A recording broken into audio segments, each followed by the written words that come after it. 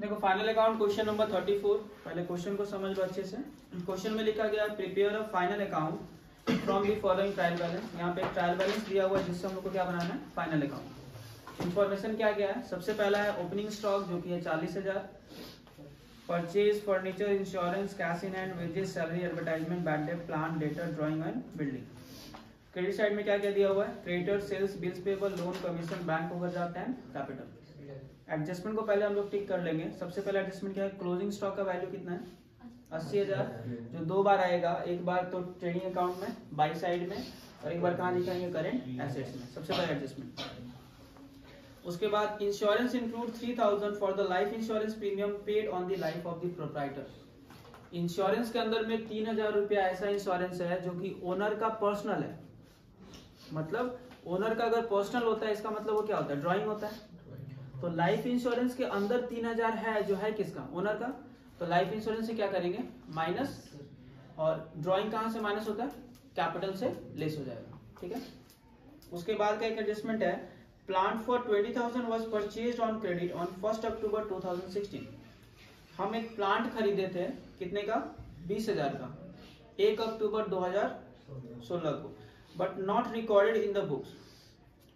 अब 20,000 का अगर प्लांट खरीदे और नहीं रिकॉर्ड किए, इसका मतलब क्या, प्लांट का वैल्यू बढ़ेगा। और क्रेडिट में खरीदे हैं तो क्रेडिटर फॉर प्लांट भी तो बढ़ेगा, क्योंकि डबल इंपैक्ट होता है ना।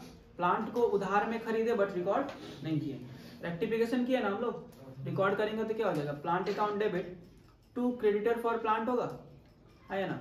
ओके, तो ये प्लांट के साथ ऐड हो जाएगा और एक बार क्रेडिटर फॉर प्लांट कहां पर आएगा, करेंट लायबिलिटी पर आएगा। उसके बाद नेक्स्ट है, इस पे डिप्रिसिएशन कितने का चार्ज करना है, 10% पर एनम। बट प्लांट का वैल्यू पे थोड़ा सा तुमको गौर करना पड़ेगा। जो प्लांट मेरा पहले से होगा उसके ऊपर साल भर का डिप्रिसिएशन, और जो हम खरीदे हैं अक्टूबर में इसके ऊपर जितना मंथ होगा उतने मंथ का डिप्रिसिएशन हम लोग चार्ज करेंगे। उसके बाद लिखा हुआ है अ कस्टमर कुड पे 2,000 आउट ऑफ 4,000। एक कस्टमर जो है 4,000 के बदले कितना पे करेगा हमको, मतलब वो बोला कि मेरा ड्यू है 4,000 बट हम पे कितना कर पाएंगे, मतलब 2,000 रुपया मेरा क्या हो गया, बैड डेब्ट हो गया। And reserve for doubtful debts is to be created 5% on debtor.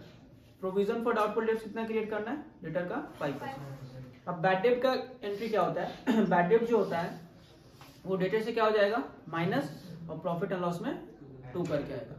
Reserve for bad डेब्ट या प्रोविजन फॉर बैड डेब्ट अभी भी जो किए सेम क्या होगा, डेटर से माइनस और प्रॉफिट एंड लॉस में 2। अब इसको पुट कर दे करके एडजस्टमेंट थोड़ा बताना कहां पर है। सबसे पहले ओपनिंग स्टॉक है, कहां पर आएगा, ट्रेडिंग में 2 करके, यहां लिखेंगे 2 ओपनिंग स्टॉक। ओपनिंग स्टॉक का वैल्यू दिया गया ₹40,000।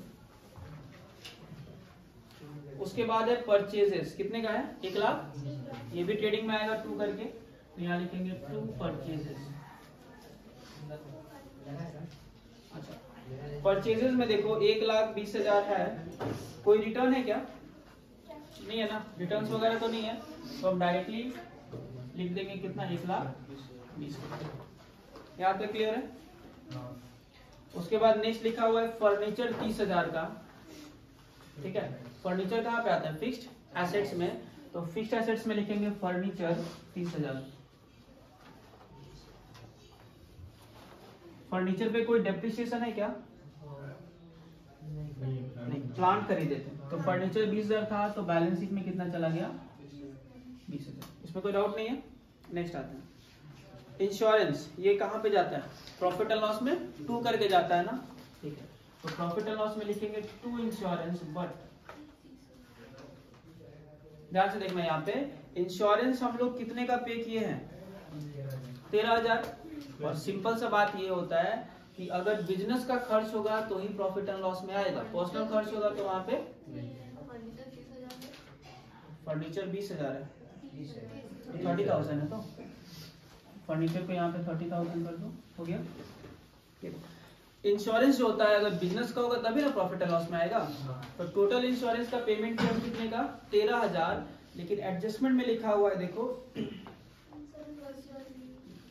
2 नंबर में कि इंश्योरेंस में 3,000 रुपए कौन सा लाइफ इंश्योरेंस है, तो बिजनेस का कितना हुआ 10,000 ना, तो इंश्योरेंस करके लिखेंगे यहाँ पे 13,000 लेस लाइफ इंश्योरेंस, क्योंकि बिजनेस का है नहीं तो बिजनेस का खर्च में क्यों दिखाएंगे, कितने का माइनस हो गया, तो इंश्योरेंस कितना आया।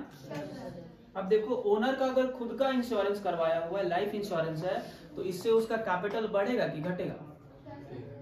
ओनर का अगर लाइफ इंश्योरेंस करवाया और पैसा कौन दिया, बिजनेस, एंट्री क्या होता है, drawing account debit to cash account, तो कैपिटल घट गया ना ड्राइंग करने से। ये जो 3,000 का लाइफ इंश्योरेंस का पेमेंट किया किसका, ओनर का, इससे कैपिटल क्या हो जाता है, घट जाता है। इसीलिए ये जो लाइफ इंश्योरेंस है कैपिटल से क्या हो जाएगा, लेस लाइफ इंश्योरेंस 3,000। इसको याद रखना है, लास्ट में हमको क्या करेंगे, यहाँ से लेस कर देंगे जो भी कैपिटल का बैलेंस होगा उससे। पहला एडजस्टमेंट क्लियर है।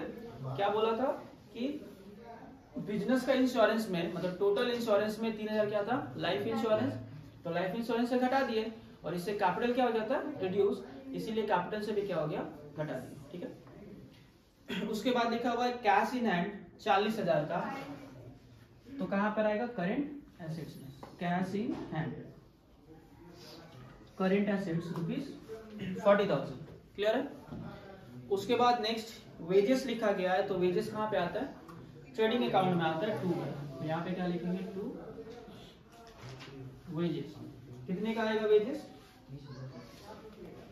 30,000 है, तो कोई एडजस्टमेंट नहीं है तो डायरेक्टली हम लोग लिख देंगे। जिसमें एडजस्टमेंट होगा हम लोग क्या करेंगे, एडजस्टमेंट के साथ करेंगे उसको। उसके बाद लिखा गया सैलरी, कितने का, 20,000, ये कहां पर आता है, ऑफिस वाले को पे करते हैं तो प्रॉफिट एंड लॉस में आएगा। 2 सैलरी कितना, ₹20। क्लियर है इसमें। उसके बाद देखो लिखा गया एडवर्टाइजमेंट 8,000 का, सेलिंग का खर्च है, तो कहां पे आता है, प्रॉफिट एंड लॉस, यहाँ पे लिखेंगे 2 एडवर्टाइजमेंट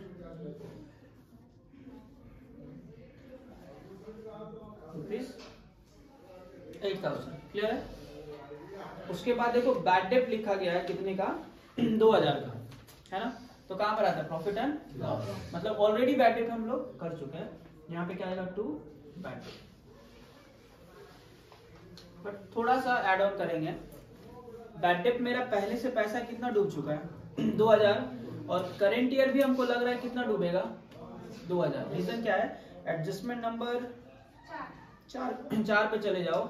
एक कस्टमर था जिससे हमको लेना कितना था, 4,000, वो क्या बोला कि कितना पे कर पाएगा, 2,000, तो बैड डेट हुआ ना, तो ये क्या होगा, डेटेड से माइनस होगा और यहाँ पे आकर ये क्या कर देंगे, ऐड कर देंगे।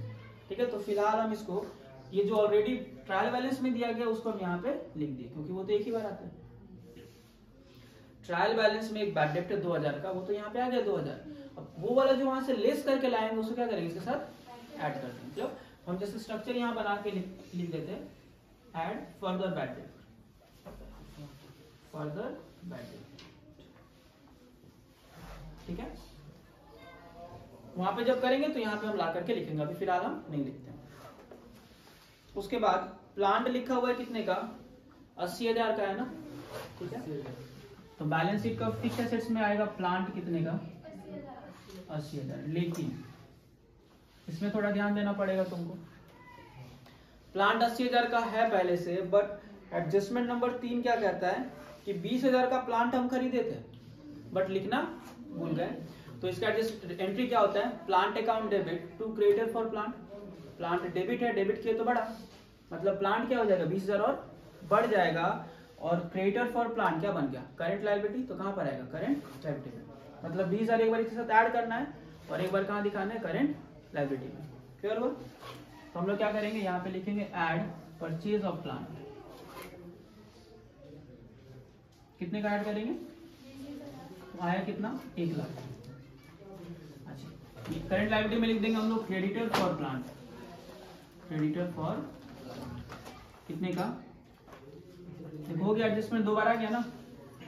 तो कभी भी अगर लिखा रहता है कि कोई भी एसेट्स खरीदे बट रिकॉर्ड करना भूल गए, तो हम लोग क्या करेंगे, एसेट्स के साथ ऐड। अगर क्रेडिट में परचेज किए तो कहां पे चला जाएगा, क्रेडिटर फॉर प्लांट। अगर कैश में खरीदते तो क्या होता है, कैश के साथ माइनस, है ना। ठीक है, जर्नल कर लेना, बस हो जाएगा। तो एक बार क्या किया प्लांट के साथ ऐड, और एक बार कहाँ पे दिखा है क्रेडिट फॉर प्लांट करके करंट लायबिलिटी में। उसके बाद नेक्स्ट देखो, अच्छा प्लांट का एक और एडजस्टमेंट है जिसमें लिखा गया है कि डेप्रिसिएशन कितने का चार्ज करना है, 10% पर एनम बोला हुआ है, पर एनम है ना। तो यहाँ पे हम लोग डेप्रिसिएशन का कैलकुलेशन करेंगे, ठीक है। डेप्रिसिएशन ऑन प्लांट, देखो लॉजिकली बताना, इसके पास पहले से प्लांट था कितने का 80,000, इसके ऊपर तो पूरा साल भर का डेप्रिसिएशन देगा, है या ना। खरीदा है कितने का, इसके ऊपर साल भर का नहीं भी हो सकता है। पहले हम अपना ईयर एंडेड देखते हैं, कब बना रहे हैं हम लोग, ईयर एंडेड है क्या कहीं पे, मेंशन ही नहीं। दिसंबर मान लेते हैं, ईयर एंडेड कौन सा मान रहे हैं हम लोग, दिसंबर मान के कर रहे हैं। तो यहाँ पे जैसे लिखते हैं ना, यहाँ लिख देना पूरा 31 दिसंबर 2016, ठीक है। तो देखो ये कब प्लांट खरीदे, अक्टूबर में, ठीक है।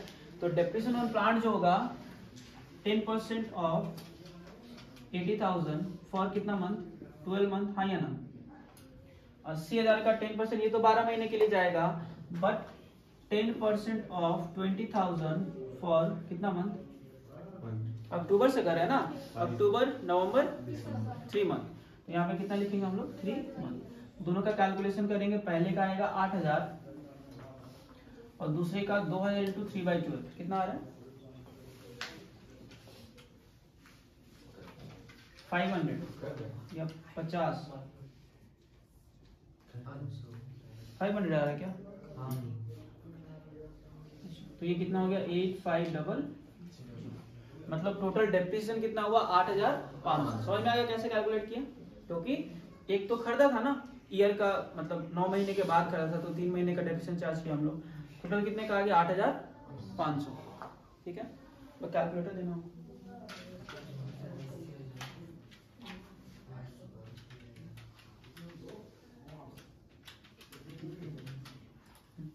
ठीक है। तो यहाँ पे क्या हो जाएगा, डेप्रिसिएशन जब भी रहेगा तो एसेट्स क्या हो जाएगा, घट गया। तो यहाँ पे लिखेंगे लेस डेप्रिसिएशन कितने का आएगा 8,000। अब ये डेप्रिसिएशन होने से मेरा प्रॉफिट हुआ कि लॉस हुआ, 1,00,000 माइनस 8,500, ये आएगा ₹91,500। और ये जो डेप्रिसिएशन हुआ ना 8,500 का, ये प्रॉफिट एंड लॉस में कहाँ पर आएगा, to depreciation on plant ₹8,500, clear है। नेक्स्ट उसके बाद देखते हैं, प्लांट हो गया, डेटर्स लिखा हुआ है 1,02,000, कहां पर आता है, करेंट एसेट्स में आता है डेटर्स। 1,02,000 हो गया क्या मेरा डेटर्स।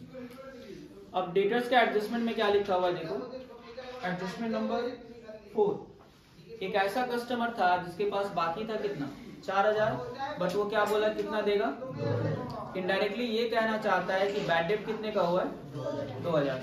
तो यहाँ से बैड डेट पहले क्या हो जाएगा, लेस बैड डेट 2,000, तो डेटर कितना बचा 1,00,000 बचा। और एडजस्टमेंट है तो 2 बार आता है, बैड डेट जो होता है वो डेटर से एक बार क्या होता है माइनस, और प्रॉफिट एंड लॉस में किधर आता है 2। अब देखो यहाँ पे याद है फर्दर करके लिखते थे, पहले का जो बैड डेट है और अभी का जो बैड डेट है क्या हो जाएगा, ऐड होकर के कितना आ गया टोटल बैड डेट 4,000, क्लियर है। तो कभी भी क्वेश्चन में अगर तुमको मिलता है कि बैड डेट है 2,000 या 3,000, तो एडजस्टमेंट क्या होगा, डेटर से हम लोग को माइनस और प्रॉफिट एंड लॉस में 2 करके दिखाना है, हो गया। उसके बाद नेक्स्ट आते हैं, अच्छा डेटर के साथ एक और है, रिजर्व फॉर डाउटफुल डेट्स रखना है कितने का 5% ऑन दी डेटर्स, ठीक है। रिजर्व फॉर डाउटफुल डेट,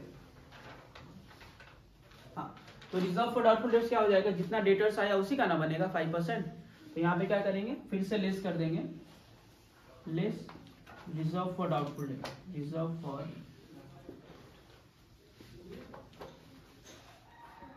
1,00,000 का 5% कितना 5,000 आया, कितना आ गया टोटल 95,000 माइनस करके। और यहाँ पे जो रिजर्व लेस किया, देखो फिर से लेस किया, फिर से किधर आएगा यहाँ पे to reserve for doubtful debt, यहाँ पे लिखेंगे टू रिजर्व फॉर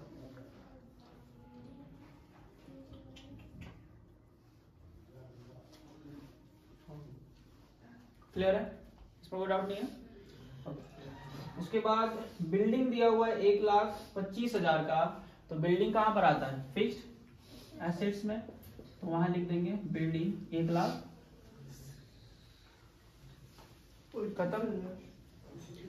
नेक्स्ट आते हैं बिल्डिंग के बाद लायबिलिटी वाले साइड में, सॉरी क्रेडिट वाले साइड में, जहां पे सबसे पहले दिया गया क्रेडिटर कितने का 80,000, और क्रेडिटर कहाँ पे आता है, करेंट लायबिलिटी, तो यहाँ पे लिखेंगे क्रेडिटर कितना है रुपीज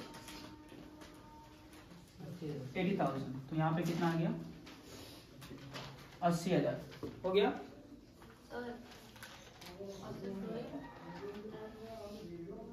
अच्छा एक ड्राइंग छूटा हुआ है, ड्राइंग है 10,000 का, तो ड्राइंग ऑलवेज याद रखना कैपिटल से क्या हो जाता है, यहाँ लिखेंगे लेस ड्राइंग, 10,000 लेस हो गया, ठीक है। ड्राइंग ऑलवेज याद रखना कैपिटल से क्या होता है, लेस, क्योंकि ड्राइंग करने से कैपिटल क्या हो जाता है, रिड्यूस हो जाता है। उसके बाद है सेल्स लिखा हुआ है 1,70,000, कहाँ पे आता है, ट्रेडिंग में बाई सेल्स करके 1,70,000, इसमें कोई भी रिटर्न नहीं था, तो डायरेक्टली हम क्या किए, बाहर में लिख दिए, रिटर्न होता तो माइनस करके फिर हमको लिखना पड़ेगा, क्या। उसके बाद लिखा हुआ देखो बिल्स पेएबल कितने का है, कहाँ पे आता है, करंट लायबिलिटी, तो यहाँ पे लिख देंगे बिल्स पेएबल रुपीज 10,000 है ना, रुपीज 10,000 हो गया। उसके बाद है देखो लोन, लोन लिखा गया कितने का 30,000, और लोन के लिए स्पेसिफिक कॉलम हम लोग बनाते हैं, यहाँ पे दिख रहा है ना, तो लोन लिख करके कितना लिख दे, रुपीज 30,000, क्लियर है। नेक्स्ट उसके बाद लिखा हुआ है कमीशन, अब देखो कमीशन यहाँ पे समझना पड़ेगा, खर्च एक इनकम है, क्रेडिट वाले साइड में दिया गया, देखो ट्रायल बैलेंस का हेडिंग में क्रेडिट लिखा हुआ है, तो कमीशन क्या हुआ, इनकम, और इनकम हुआ तो प्रॉफिट एंड लॉस में किधर जाएगा, बाई कमीशन, कितने का कमीशन है 4,000, तो यहाँ पे कितना आ गया, रुपीज 4,000 हो गया। उसके बाद नेक्स्ट बैंक ओवरड्राफ्ट, ये क्या होता है, करेंट लायबिलिटी, तो करेंट लायबिलिटी में लिखेंगे बैंक ओवरड्राफ्ट कितना है 26,000 हो गया।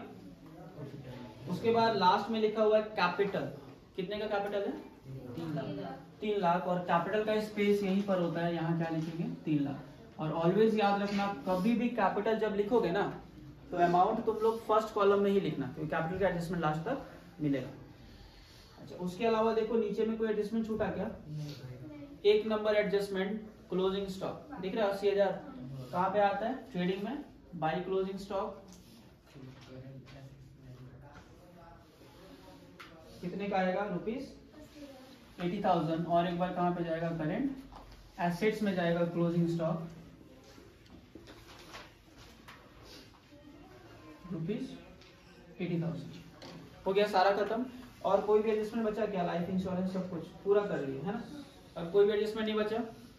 अब क्या करेंगे हम लोग, स्टेप बाय स्टेप क्लोज करेंगे, पहले ट्रेडिंग को, फिर प्रॉफिट एंड लॉस को, और फिर बैलेंस शीट को। ओके ट्रेडिंग को क्लोज करते हैं, 1,70,000 प्लस 80,000 2,50,000, और इधर कम है, तो यहाँ आया 2,50,000, सेम 2,50,000 माइनस 40,000 माइनस 1,20,000 माइनस 30,000, कितने का आया 60,000। इसको हम लोग कहते हैं to gross profit, to gross CD, और सेम यहाँ पे आ जाएगा बाई ग्रॉस प्रॉफिट,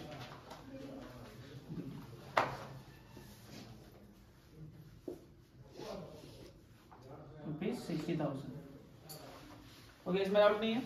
उसके बाद किसको क्लोज करेंगे हम लोग, प्रॉफिट एंड लॉस अकाउंट, 60,000 और 4,000 कितना 64,000, और इधर कम है तो हाईएस्ट यही हुआ, यहाँ पे लिखेंगे 64,000, यहाँ भी 64,000 minus 10,000 minus 20,000 minus 8,000 minus 4,000 minus 8,500 minus 5,000, ये आएगा रुपीज 8,500। इसको हम लोग क्या कहेंगे, नेट प्रॉफिट। ब्रैकेट में लिखेंगे ट्रांसफर टू कैपिटल अकाउंट। ये कहाँ पे चला गया? कैपिटल अकाउंट में। और हालांकि ये नेट प्रॉफिट है तो कैपिटल में जाके क्या हो जाएगा? ऐड हो जाएगा। याद रखना कैपिटल के नीचे में थोड़ा सा स्पेस छोड़ देना प्रॉफिट या लॉस के लिए ऑलवेज, ठीक है। तो यहाँ पे हम लोग क्या लिखेंगे? Add net profit. कितने का आएगा? 8,500। 3,08,500 माइनस कर देंगे दो अमाउंट से, 3,000 और 10,000 यानी कि 13,000। 3,08,500 माइनस 13,000 दैट इज ₹2,95,500। 2,95,500 हो गया।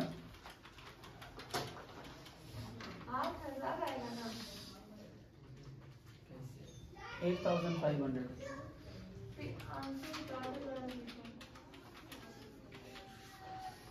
4,61,500।